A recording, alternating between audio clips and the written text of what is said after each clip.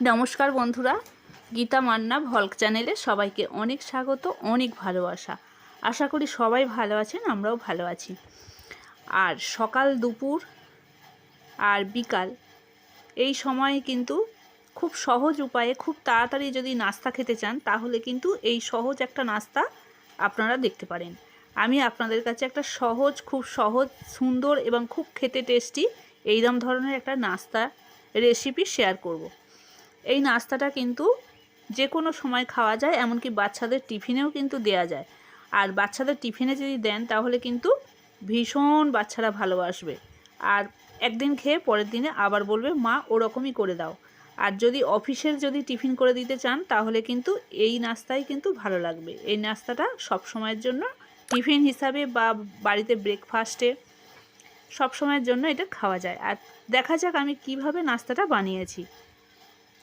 প্রথমে আমি একটা শুকনো কড়াইয়ের মধ্যে খুব অল্প পরিমাণ তেল দিয়ে জিরা, শুকনো লঙ্কা, এখানে আপনারা কাঁচা লঙ্কাও দিতে পারেন। আমি একটা শুকনো লঙ্কা দিয়েছি, বেশ খেতে টেস্ট হবে বা সুগন্ধটা আসবে বলে। আর তেজপাতা, কাঁচা জিরা দিয়ে ফোড়ন দিয়ে একটা পেঁয়াজ কেটে দিয়ে দিলাম। আর এটাকে আমি খুব ভালো করে নেড়েচেড়ের মধ্যে আলুগুলো দিয়ে দিলাম। কিছুটা আলু দিয়েছি, আর আলু তো সব জিনিসেই ভালো লাগে খেতে। আলুটা যদি আপনাদের যদি খারাপ লাগে তাহলে পেঁয়াজ ডিম দিয়েও করা যায়, বা অন্য কিছু কোনো সবজি পুরো করা যায়। আমি এখানে এই পুরটা দিয়ে পরোটাটা বানাবো। এখানে আমি ক্যাপসিকাম আর নিয়েছি লাল টমেটো, ক্যাপসিকাম, এগুলো আমি অ্যাড করব। আলুটা কিছুটা ভেজে নিই, তারপরে ওগুলো দেব। আর তা না হলে আগে যদি দিয়ে দিই পুরো গলে যাবে আর দেখতে অতটা ভালো লাগবে না, তাই ওগুলো পরে দিচ্ছি। আলুটা একটু সময় লাগবে ভাজতে, তাই আলুটা নাড়াচাড়া করে নিলাম ভালো করে। আলুটা এবার ভাজার দিকেই হয়ে গেছে। আর এদিকে আলুটা আমি ঢাকা দিয়েছি, কিছুক্ষণের জন্য ঢাকা দিয়ে ভাজা করছি। ঢেকে ঢেকে ভাজা করলে কি হয়, সময়টা বাঁচে এবং তাড়াতাড়ি হয়। সেই সুযোগ আমি আটাটা মাখিয়ে নিচ্ছি। এটা সম্পূর্ণ আটার তৈরি করছি। এখানে আপনারা ময়দা দিয়েও করতে পারেন, কিন্তু আটাটা স্বাস্থ্যের পক্ষে উপকার, তাই আটা দিয়েই করছি। আমি আটা দিয়ে এখানে লেচিগুলো কেটে নিচ্ছি। এখানে লেচিগুলো খুব বড় হবে না, আর খুব ছোট করলেও হবে, কিন্তু আমি মোটামুটি সাইজের একটা করছি। আর এদিকে আমি আটাটা মাখিয়ে নিয়েছি। আর এখানে আমি আলুটা যখন আমার অর্ধেক ভাজা হয়ে গেছে, সেই অবস্থায় টমেটো আর ক্যাপসিকামটা দিয়ে দিলাম। দিয়ে এগুলোকে আরও ভালো করে নেড়ে চেড়ে ভাজা করে নিচ্ছি। আলুর মধ্যে সুন্দর যখন সুগন্ধ বেরিয়ে গেছে, তখন আমি আলুটা ঢেলে রাখলাম। এবার আমি একটা হাঁসের ডিম দেব। এখানে আপনারা মুরগির ডিমও দিতে পারেন। ডিমটা আমি ভেঙে দেব। ভেঙে গরম তেলের মধ্যে দিলাম, কিছুটা ভেজে নিলাম, কারণ এটা যদি তেলের মধ্যে না ভাজতাম তাহলে কিন্তু ডিমের একটা গন্ধ বেরোতো। তাই ডিমের গন্ধটা কেটে যাওয়ার জন্য আলাদাভাবে তেল দিয়ে ভেজে নিলাম। নিয়ে এবার আলুর মধ্যে মিশিয়ে দিলাম। এই আলু ভাজাটা কিন্তু ভীষণ খেতে ভালো, আর খুবই ভালো, খুব সুন্দর খেতে আলুটা। এদিকে আমি আলু ভাজাটা আমার হয়ে গেছে।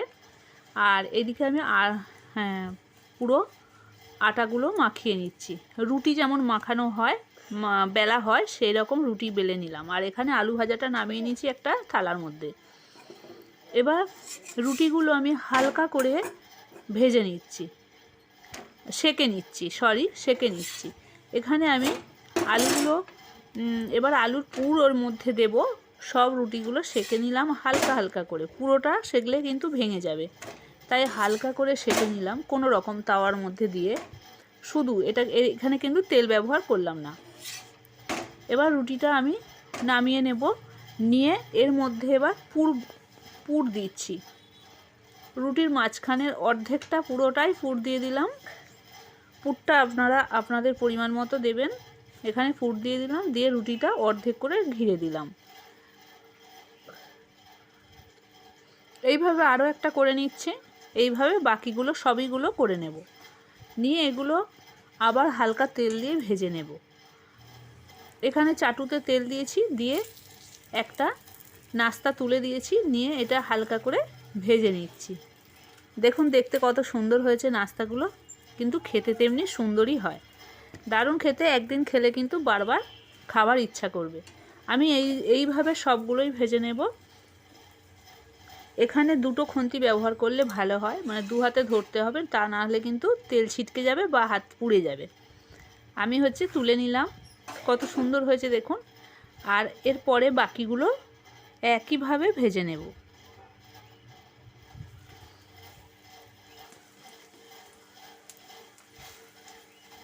এগুলো ভেজে নিচ্ছে হালকা হালকা করে। আর ওল্টানো কিন্তু খুব সাবধান, কারণ ওল্টাতে গেলে কিন্তু ভেতরের পুরটা বেরিয়ে যাবে। তাই উল্টো দিক থেকে, মুখ ফাঁকার দিক থেকে ওল্টালে হবে না, পেছন দিক থেকে ওল্টাতে হবে। এইভাবে আমি সবগুলো ভেজে নিলাম। দেখুন কত সুন্দর হয়েছে নাস্তাগুলো, খেতে কিন্তু খুব দারুণ সুন্দর। বাড়িতে আত্মীয় স্বজন যদি আসে সেখানেও কিন্তু এইভাবে নাস্তা তৈরি করে দেবেন, কিন্তু খেয়ে খুব নাম করবেন। আমার সবগুলোই করা হয়ে গেছে আপনাদের কাছে। আমি এবার পরিবেশন করে দেখাচ্ছি কতটা সুন্দর হয়েছে।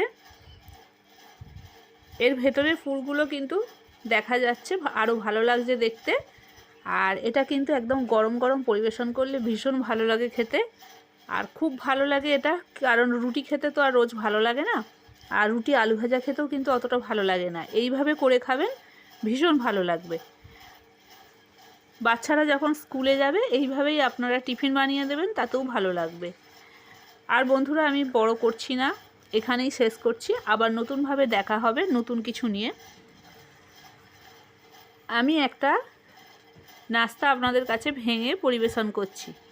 মাঝখানটা কত সুন্দর হয়েছে দেখুন, আর কতটা মচমচে সুন্দর হয়েছে। একটা ভেঙে আপনাদের কাছে দেখাবো।